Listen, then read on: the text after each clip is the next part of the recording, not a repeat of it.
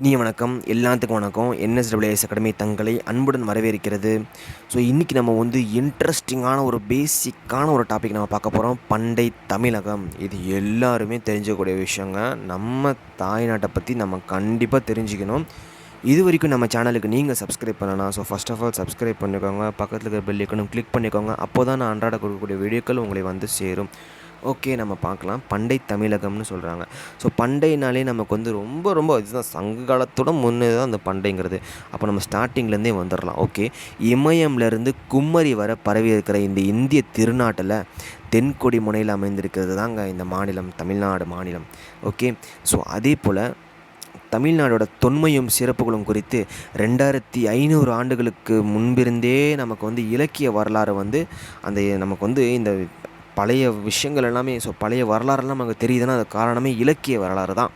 2500 வருடங்களுக்கு முன்னே நமக்கு இந்த விஷயங்கள் எல்லாமே நமக்கு தெரியுங்க. ஓகேங்களா? ஓகே, அதே போல் தமிழ் இலக்கியங்களிலேயே தொன்மிகு நூலாக கருதப்படும் தொல்காப்பியம். ஸோ மெயினாக தொல்காப்பியம் தான். தமிழ்னாலே மெயினாக ஃபஸ்ட் ஆஃப் ஆல் தொல்காப்பியம் தான். அதை மறந்துடவே கூடாது. ஓகே, ஸோ வடவேங்கடம், தென்குமரி, ஆடை, தமிழ்கோரு, நல்லொழுகு. ஓகேங்களா? ஸோ வடவேங்கட, தென்குமரி, இது வந்து தமிழ்நாடோட லொக்கேஷனை பற்றி இதில் கொடுத்துருக்காங்க. அவ்வளோதான். ஓகேங்களா? இதை வந்து தொல்காப்பியத்தில் பதிச்சிருக்காங்க. ஸோ தொல்காப்பியத்தை பற்றி நம்ம பார்த்துட்டோம். இன்னும் ஒரு 5 நூல்கள் இருக்கும். ஸோ அதில் வந்து ஒவ்வொரு விதமாக எழுதியிருப்பாங்க. ஆனால் இன்ட்ரெஸ்டிங்காக இருக்கும். அதை பார்த்துட்டு நம்ம வந்து மேட்டருக்குள்ளார போயிடலாம். ஓகே, ஸோ வடவேங்கடம், தென்குமரி, ஆயிடை, தமிழ்கூறும், நல்லுலகம். ஸோ நன்னூல் பவனந்தி முனிவர். ஸோ தென்தமிழ் நன்னாடுன்னு யார் சொல்லியிருக்காங்க, அதாவது நல்ல தமிழ்நாடுன்னு யார் சொல்லியிருக்காங்க அப்படின்னா சிலப்பதிகாரம் சொல்லியிருக்கு. சிலப்பதிகாரத்தில் சொல்லியிருக்கு. அதே போல் சம்பு தீவினுள் தமிழக மருங்கில், அதாவது சம்பு தீவுங்கிறது ஒரு தீவுங்க அப்படிங்கிற ஒரு கூறப்படும் கண்டத்தில், அந்த கண்டத்தில் காணப்படுற அந்த தமிழகத்தை வந்து இதை வந்து சொல்லியிருக்காங்க, மென்ஷன் பண்ணியிருக்காங்க. எதுலனா மணிமேகலை.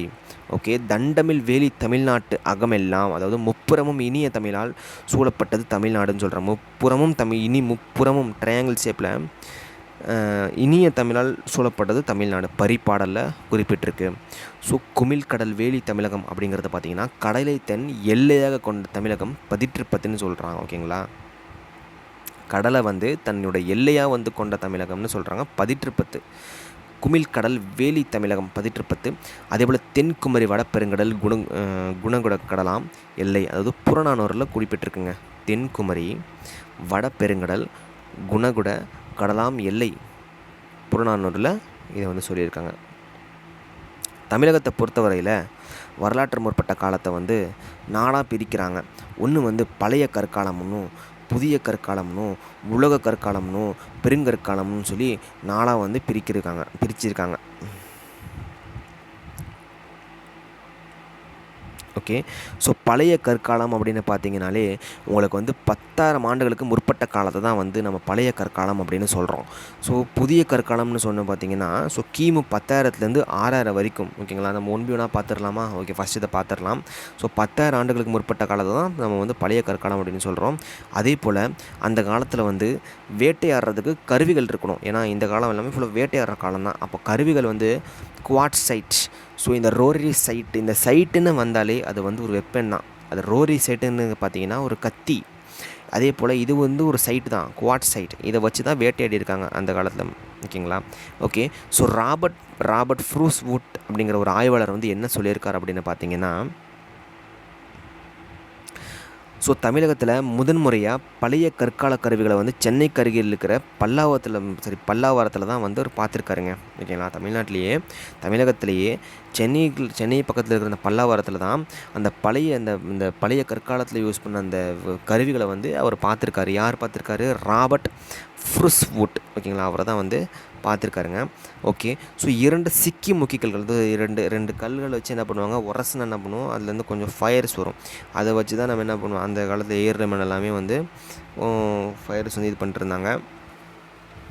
ஸோ வெளிச்சத்துக்காகவும் சமைக்கிறதுக்காகவும் ஸோ அன்றாட வாழ்வில் அது யூஸ் பண்ணிட்டுருந்தாங்க. அதே போல் 2 சிக்கி முக்கிக்கல்களை வந்து உரசதுனால தான் இதன் மூலம் தான் பழைய கற்கால மக்கள் வந்து நெருப்பை வந்து உருவாக்கியிருக்காங்க. ஓகேங்களா? ஸோ நெருப்புங்கிறது பார்த்திங்கன்னா எல்லாத்துக்குமே யூசேஜ் அந்த காலத்தில். அதுவே ஒரு நிறைய பேர் கடவுளாக வந்து என்ன பண்ணியிருக்காங்க, வணங்கியிருக்காங்க. ஓகே. ஸோ அக்கால மக்கள் வந்து உணவை தேடி அலையும் நாடோடி வாழ்க்கையை தான் வந்து மேற்கொண்டிருக்காங்க. ஸோ உணவுக்கே அங்கே வந்து ஃபர்ஸ்ட் ஆஃப் ஆல் அங்கே உணவு தான். இப்போ நமக்கு வந்து அது பிரச்சனையே கிடையாது. ஆனால் அந்த காலத்தில் நாடோடிகளை தான் வந்து அலைஞ்சிட்டு இருந்திருக்காங்க. பயிரிடுறது, வேளாண்மை தெரியல அவங்களுக்கு. பயிரிடு தான் ஃபஸ்ட்டு. பயிரிடுறது, மட்பாண்டங்களை செய்கிறது மாதிரி ஒரு சில விஷயங்கள் வந்து இவர்கள் வந்து அறிந்திருக்கவில்லை. நாடோடிகளாக தெரிஞ்சுக்கிட்டே இருக்க வேண்டியதான். எது தெரியுதோ இருக்குதோ அந்த மாதிரி தான். ஓகேங்களா? இறைவன் அல்லது சமயம் குறித்த சிந்தனை பழைய கற்கால மனிதர்களுக்கு கிடையவே கிடையாது. ரொம்ப சந்தோஷம். எல்லாருமே ஒற்றுமையாக இருந்திருக்கிறாங்க. ஓகே. புதிய கற்காலம் அப்படின்னு பார்த்தீங்கன்னா கிமு 10,000 கிமுன்னா தெரியலையா, கிறிஸ்துவத்திற்கு முன்பு அப்படிங்கிறப்போ நமக்கு வந்து வருடங்கள் வந்து அதிகத்துலேருந்து கம்மியாகும். அதாவது 10,000லேருந்து 6,000 வரும், ஏன் 200 வரும். நம்ம ஒன்பியனாக பார்க்கலாம் வாங்க. ஸோ இது வந்து 10,000லேருந்து 6,000 வரைக்கும். ஓகே. ஸோ புதிய கற்காலம் மக்கள் வந்து நாடோடி வாழ்க்கையில் வந்து அதாவது புதிய கற்காலம், ஸோ பழைய கற்காலத்துலேருந்து அப்கிரேடட் ஸ்டேஜ், ஸோ நாடோடி வாழ்க்கையை வந்து கைவிட்டுட்டு ஓரிடத்துல வந்து கூட்டமாக தங்கி வாழ்ந்திருக்காங்க. ஓகேங்களா? ஸோ நாடோடி வாழ்க்கையை எனக்கு வேணாயா அப்படின்னு சொல்லி எல்லாருமே ஓரிடத்துல கூட்டமாக தங்கி வாழ்ந்திருக்கிறாங்க. இவங்க வந்து களிமண் குடிசை, ஏன்னா அந்த காலத்தில் மழை வெயில் இதெல்லாம் எல்லாமே இப்போ இருக்கிற மாதிரி தானே. இப்போது களிமண் குடிசையை வந்து கட்டியிருக்கிறாங்க வீட்டுக்காக. மற்றும் கூரை வீடுகளையும் வந்து அமைச்சு அதில் வந்து வாழ்ந்திருக்காங்க. இவங்களுக்கு வேளாண்மை அப்படிங்கிற ஒரு முக்கிய தொழிலும் இருக்குது. இவங்க மட்பாண்டங்களை வந்து உற்பத்தியும் செஞ்சுருக்கிறாங்க. இந்த புதிய கற்கால மக்கள் வந்து நாய், ஆடு, மாடு, பசு, எருது போன்ற பிராணிகளையும் வந்து வளர்த்துருக்குறாங்க. இவங்களுக்கு நெசவு தொழிலும் தெரிஞ்சிருக்கு. இவங்க சக்கரத்தை வந்து கண்டுபிடிச்சிருக்கிறாங்க. இது ஒரு ரொம்ப பெரிய விஷயம். இப்போ கூட ரீசெண்டாக ட்வீட்லாம் போயிட்டுருக்குது. சக்கரத்தை வந்து ஃபஸ்ட்டு தமிழில் தான் கண்டுபிடிச்சான்னு சொல்லியிருக்காங்க. அதை பார்க்கலாம். ஓகே. தமிழகத்தில் வந்து புதிய கற்காலத்தைச் சேர்ந்த மட்பாண்டங்களும் ஸோ கருவிகளும் வந்து திருநெல்வேலி, சேலம், புதுக்கோட்டை, ஸோ தாண்டிக்குடிங்கிறது எங்கே இருக்குதுங்க, கொடைக்கானல் மலையில் இருக்குது. திருச்சி மாவட்ட பகுதிகளில் வந்து இதெல்லாமே கிடைச்சிருக்கு. ஓகே. இறந்தோரோட உடலை வந்து ஒரு பெரிய மண்தாளியில் வந்து வச்சு அடக்கம் செய்கிற முறையை வந்து இறந்தோர் வழிபடும், அதாவது இங்கே ஒன்றும் இல்லைங்க, இப்போ இறந்துட்டால் எரிக்கிறாங்க, புதைக்கிறாங்க தானே. அந்த காலத்தில் அப்படி கிடையாது. ஒரு மண் தாளிங்கிறது என்ன தெரியுங்களா, மட்பாண்டம் இருக்குல்ல, அதில் பெரிய சீசன் தான். மண் தாளியில் வந்து அடக்கம் பண்ணி அதில் வச்சு அடக்கம் பண்ணிடுவாங்க. ஓகேங்களா? இதுதான் அதே பெருங்கற்காலத்தில் வந்து சேம் மெத்தட் தான். பட் ஆனால் சைடில் வந்து கல் வச்சுருவாங்க. கல் வச்சு மேலே வந்து ஒரு ஸ்லாப் மாதிரி வச்சுருவாங்க. அதை நம்ம பெருங்கற்காலத்தில் பார்க்கலாம். ஓகேங்களா? அதே போல் இறந்தவரை வந்து வழிபடுற முறையும் வந்து புதிய கற்காலத்தில் வந்து நிலவி வந்துச்சுங்க.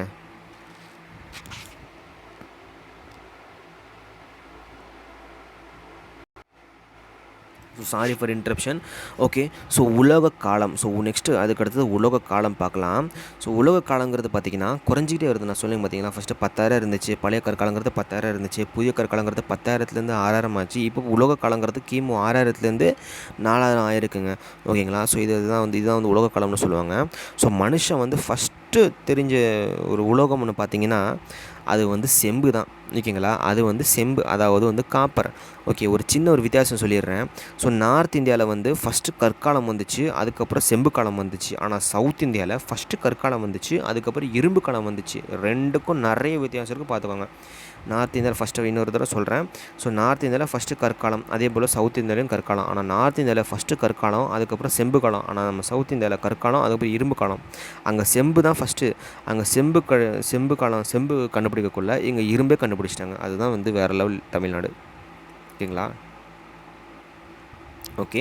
ஸோ கற்காலத்தை வந்து தொடர்ந்து வந்த காலத்தை தான் வந்து இரும்பு காலம் அப்படின்னு சொல்லி தொழில் அறிஞர்கள் வந்து தமிழகத்தை பொறுத்தவரை சொல்லியிருக்காங்க. ஓகேங்களா?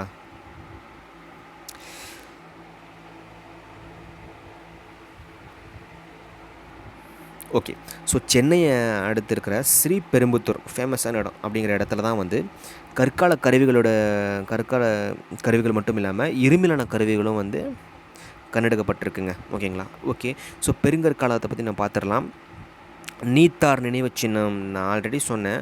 புதிய கற்காலத்தில் வந்து இறந்தவர்கள் வந்து புதைக்கிற மெத்தடு சேம் மெத்தடு தான். பாருங்கள். ஸோ சிகப்பு மற்றும் கருப்பு தான் உங்களுக்கு தெரிஞ்ச வண்ணங்கள், நிறங்கள் எல்லாமே. ஸோ மண் தாளிகள் இறந்த உடலை வந்து வச்சு புதைச்சது மட்டும் இல்லாமல் அதோட மேலே வந்து பெரிய பாறாங்கல்லில் பாறைக்களை வந்து துண்டுகளாக வட்டமாக அடுக்கி வச்சுருக்காங்க. ஓகேங்களா? ஸோ வட்டமாக இதுதான் வந்து நீத்தார் நினைவு சின்னம். ஸோ வட்டமாக அடுக்கி வச்சுருவாங்க.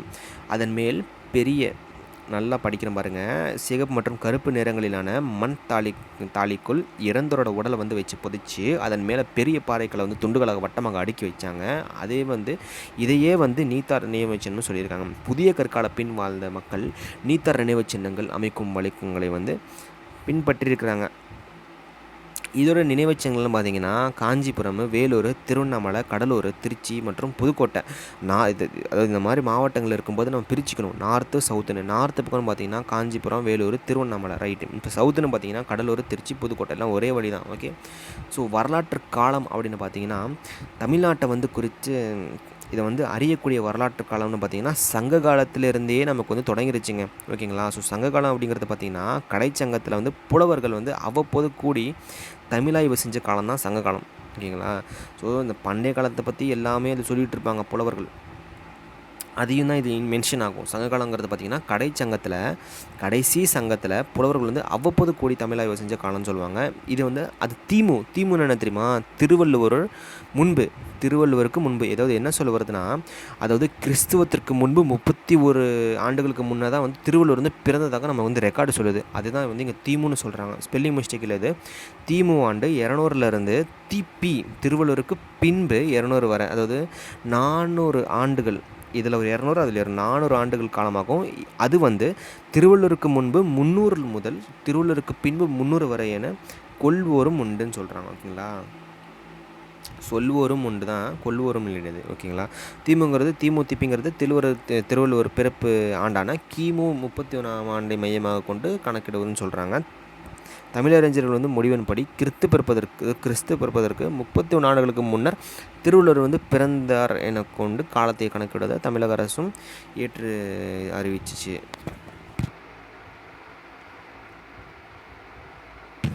ஓகே.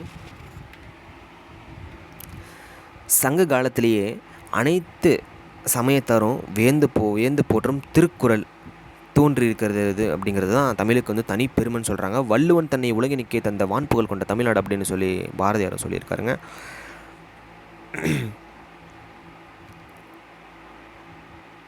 ஸோ இது வந்து முழங்கி இருக்கிறாங்க, அவ்வளோதான். ஸோ பாரதியார் அப்படிங்கிறது சொல்லியிருக்காங்க. ஓகே.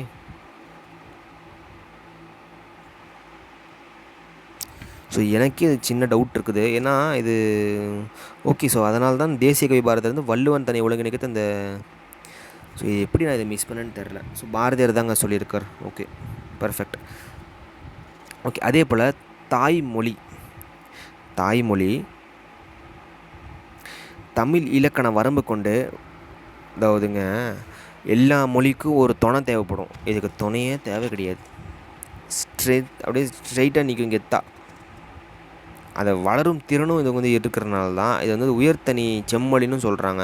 நம்மளோட தாய்மொழி தமிழ் இலக்கண வரம்பு கொண்டு வளர்ந்தமையால் செந்தமிழென வழங்கப்படுகிறது. பிற மொழிகளின் துணை தேவையின்றியே தமிழ் வளரும் திறன் பெற்றிருப்பதால் தமிழை வந்து உயர்தனி செம்மொழின்னு சொல்லி அறிஞர்கள் வந்து குறிப்பிடுறாங்க. ஓகே. மத்திய காலம் அப்படின்னு பார்த்திங்கன்னா விஜயநகர பேரரசோட எழுச்சி, வீழ்ச்சி, மதுரை பாண்டியரோட வீழ்ச்சி, மதுரை நாயக்கர் ஆட்சியோட தோற்றம், முடிவு, இவை மத்திய காலம் அப்படின்னு சொல்லி சொல்கிறாங்க.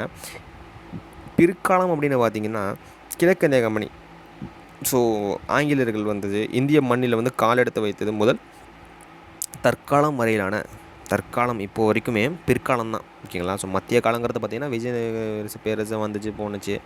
அப்புறம் மதுரை பாண்டியர்களோட வீழ்ச்சி, மதுரை நாயக்கர்களோட ஆட்சியோட தோற்றம், அப்புறம் முடிவு, இதெல்லாமே வந்து மத்திய காலம். இது பிற்காலம். ஓகே. இது தமிழகத்தில் பார்த்திங்கன்னா கிமு 2ஆம் நூற்றாண்டிலிருந்து கல்வெட்டுகள் வந்து இருக்குதுங்க. கல்வெட்டுங்கிறது இப்போ வந்துச்சு கிடையாது. கிமு 2ஆம் நூற்றாண்டிலிருந்து இருக்குது. ஏறக்குறைய 25,000 கல்வெட்டுகள் வந்து இருக்கலாம் அப்படின்னு சொல்லி சொல்கிறாங்க. ஓகேங்களா. இப்போ கூட பார்த்திங்கன்னா பேர்கள் பொறிக்கப்பட்ட மட்பாண்டங்கள் வந்து திருச்சிராப்பள்ளி மாவட்டத்துக்கு பக்கத்தில் இருக்கிறது, அங்கே வந்து அரிக்கைமேட்டில் வந்து கண்டெடுக்கப்பட்டுள்ளன. நமக்கு தெரியும் இல்லையா, திருச்சிராப்பள்ளி மாவட்ட பக்கத்தில் இருக்கிற அரிக்கைமேட்டில் கண்டெடுக்கப்பட்டுச்சு. ஸோ தமிழ்நாட்டில் நிறைய செப்புப்பட்டயம் வந்து நிறைய வந்து தோன்றியிருக்குங்க. அவற்றில் வந்து 2ஆம் சிம்மவர்மனோட இது கூட இருந்து செப்புப்பட்டயம் கூட இருந்துச்சு. சுமார் கிபி 550, அதாவது 6ஆம் ஆட்சி ஆண்டில் வெளியிடப்பட்ட பல்லன் கோயில் சிற்ப பட்டயங்களே முதலாக வடமொழியும் தமிழ் மொழியும் கலந்துன்னு சொல்கிறான். ஓகேங்களா. 6ஆம் ஆட்சி ஆண்டில் வெளியிடப்பட்ட பல்லன் கோயில் சிற்ப பட்டயம். ஓகே. ஸோ இதை பற்றி நீங்கள் தெரிஞ்சுக்கொண்டது கிபி 550 அது தெரிஞ்சுக்கோங்க. சிம்மவர்மன் அது தெரிஞ்சுக்கோங்க. பல்லன் கோயில் அவ்வளோதான். பல்லன் கோயில் செம்பட்டயம். ஓகே.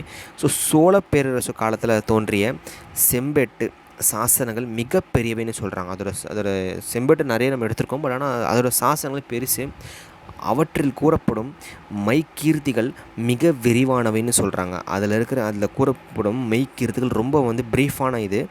இவற்றுள் மாபெரும் செப்பேடு திருவாலங்காட்டு செப்பேடுன்னு சொல்கிறாங்க. பெரிய செப்பேடு, மாபெரும் செப்பேடு வந்து திருவாலங்காட்டு செப்பேடு. காடுனாலே பெருசாக தானே இருக்கும், அதுதான் மாபெரும் செப்பேடு. அதுதான் செப்பேடுகளோட தொடக்கத்தில் மங்கள மொழிகளான, அதாவது இப்போது இன்விடேஷன்லாம் பார்த்திங்கன்னா ஸ்டார்டிங்கில் மங்கள மொழிகள்லாம் சொல்லுவாங்க. மங்களம், நல்ல வார்த்தைகள் அந்த மாதிரி. ஸோ செப்பேடுகள் தொடக்கத்தில் மங்கள மொழிகளான வாழ்த்து பாடல்களும் அவற்றை தொடர்ந்து கொடையளித்தவரின் மைக்கீர்த்தியும் அவரது பண்டைய அரசு பரம்பரையின் வரலாறு இடம்பெற்றிருக்குங்க. ஓகேங்களா. அந்த பண்டைய அரசோட பாரம்பரியமும் வரலாறும் இடம்பெற்றிருக்கும். அதற்கு பின்பு தான் ஸோ நன்கொடையின் முழு விவரமும் நன்கொடையின் பெறுவோரின் முழு பெயரும் வரலாறும் குறிப்பிட்டிருக்குன்னு சொல்கிறாங்க. இது நல்ல விஷயம் தானே. இப்போ ஏதாவது பண்ணும்போது நல்ல விஷயங்கள் மாதிரி இன்விடேஷன் அது மாதிரி அடிக்கும்போது ஸோ செப்பேடுகளில் வந்து மங்கள மொழிகளில் வந்து வாழ்த்து பாடல்கள் வந்து பாடி அதுக்கப்புறம் தான் கொடையளித்தவரின் மைக்கீர்த்தியும், அதாவது அவங்களோட ப்ரீஃபும், அதே போல் அவங்களோட பண்டைய அரசோட பரம்பரையோட வரலாறு இடம்பெற்றிருக்கும். அப்புறம் தான் நன்கொடை. ஸோ ஒவ்வொரு அடுக்காக வந்துட்டுருக்காங்க பாருங்கள். அதற்கு பிறகு தான் நன்கொடையோட முழு விவரமும் நன்கொடை பெறுவரோட முழு பேரும் குறிப்பிட்டிருக்குன்னு சொல்கிறான். ஓகேங்களா. ஸோ அவ்வளோதாங்க. ஸோ டுடே நம்ம நல்ல ஒரு விஷயத்தை பார்த்தோம். நல்ல ஒரு பாடத்தை நம்ம இன்றைக்கி பார்த்துருக்கோம். இதுதான் வந்து இது தாண்டி ஒன்றுமே கிடையாது. இவ்வளோ தான் விஷயங்களே. ஓகேங்களா. ஸோ பிடிச்சிருந்தால் லைக் பண்ணுங்கள், ஷேர் பண்ணுங்கள், மறக்காமல் சப்ஸ்கிரைப் பண்ணுங்கள். Your subscribe more important was. Thanks for வாட்சிங்.